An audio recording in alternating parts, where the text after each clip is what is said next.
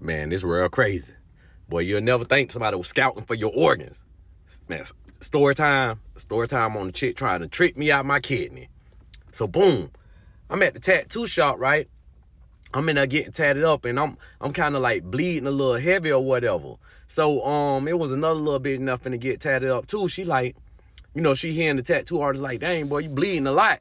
So she was like kind of in the area. She like, oh, like what blood type you is? It might be your blood type. So I'm like, shit, I'm AB negative.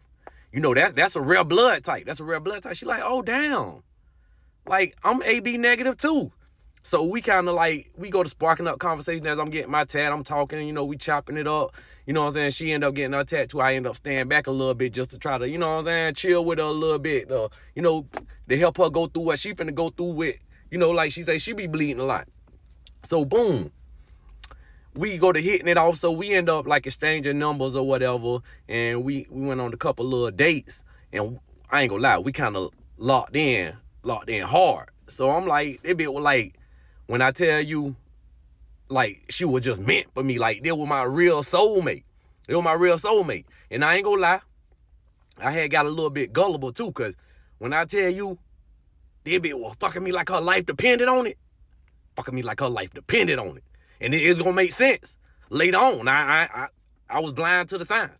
That pussy kind of had me whipped. So, everything going good. I say about 3 months in, we end up kind of like moving in together. Cause she like, shit, we can like go ahead and get a place together or whatever. And I'm like, all right, we can do this. Cause it be like I say, felt like my soulmate. I felt like I was gonna marry this girl. That's what I felt like. She was checking all the boxes.